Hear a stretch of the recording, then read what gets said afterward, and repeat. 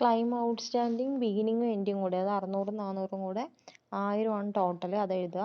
അതിനുശേഷം credit balances pending adjustments. Credit balances pending adjustments നമുക്ക് പ്രോബ്ലത്തിൽ credit side 60 തന്നിട്ടുണ്ട്, അപ്പോൾ 60 ലക്ഷം അത് എഴുതുക. ഔട്ട്സ്റ്റാൻഡിങ് എക്സ്പെൻസസ് എത്രയാണോ അത് എഴുതുക. ഔട്ട്സ്റ്റാൻഡിങ് എക്സ്പെൻസസ് വന്നിട്ട് എത്രയാണ്? 60. നമുക്ക് പ്രോബ്ലത്തിൽ അഡ്ജസ്റ്റ്മെൻറ്റ്സ് ആയിട്ട് തന്നിരിക്കുന്നത് രണ്ടാമത്തെ അഡ്ജസ്റ്റ്മെൻറ്റ്സ് എക്സ്പെൻസസ് ഔട്ട്സ്റ്റാൻഡിങ് 60 lakh എന്ന് പറഞ്ഞിട്ട് അത് എഴുതുക. Commission due but not paid എത്രയാണോ തന്നിരിക്കുന്നത് അതും. Commission due but not paid നമുക്ക് ലാസ്റ്റ് അഡ്ജസ്റ്റ്മെൻറ്റ്സ് തന്നിട്ടുണ്ട് 65 ലക്ഷം. സോ കറണ്ട് ലയബിലിറ്റി കൂടെ ആഡ് ചെയ്യുമ്പോൾ 1535 കിട്ടും. 350 plus 1000 plus 60 plus 60 plus 65.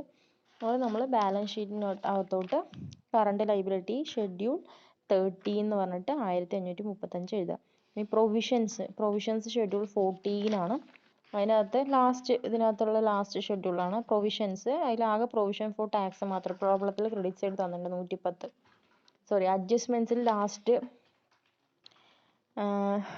അഡ്ജസ്റ്റ്മെൻറ്റ്സിൽ third അഡ്ജസ്റ്റ്മെൻറ്റ്സിൽ തന്നിട്ടുണ്ട് ₹110 lakh ഫോർ ടാക്സേഷൻ എന്ന് പറഞ്ഞിട്ട്, അതാണ് ഈ 110 എന്ന് പറയുന്നത്. അപ്പോൾ ഷെഡ്യൂൾ 14 പ്രൊവിഷൻസ് കറണ്ട് ഇയറിലെ പ്രൊവിഷൻ ഫോർ ടാക്സ് എന്ന് പറഞ്ഞിട്ട് ആ 110 എഴുതുക.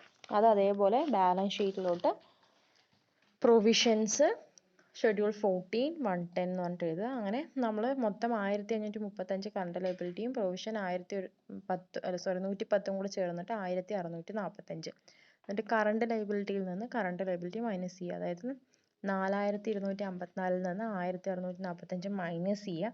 അപ്പോൾ നമുക്ക് നെറ്റ് കറണ്ട് അസറ്റ് കിട്ടും. 2609 ആണ് നെറ്റ് കറണ്ട് അസറ്റ് എന്ന് പറയുന്നത്. അപ്പോൾ നമ്മൾ 60,400 പ്ലസ് 2609 ചെയ്ത് കഴിഞ്ഞാൽ നമുക്ക് ആപ്ലിക്കേഷൻ ഓഫ് ഫണ്ട് 63,009 കിട്ടും.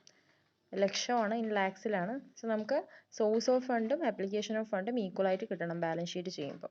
നമുക്ക് സോഴ്സ് ഓഫ് ഫണ്ടും 63,009 ആണ് കിട്ടിയത്.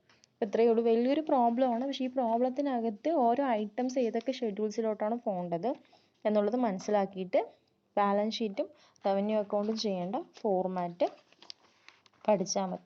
ഇനി ഒരു വീഡിയോ ക്ലാസ്സും കൂടി ഇടേണ്ടി വരും, ഒരു ക്ലാസ്സും കൂടി ഇടണം. കാരണം ഒരു ചെറിയൊരു പോർഷൻ ഡിസ്പോസൽ ഓഫ് സർപ്ലസ് എന്നുള്ളൊരു പോർഷനും കൂടി പറയാനുണ്ട്. അതിൻ്റെ ഒരു പ്രോബ്ലം ചെയ്യാനുണ്ട്. പിന്നെ ഡബിൾ ഇൻഷുറൻസ് എന്താണെന്നും പറയാനുണ്ട്.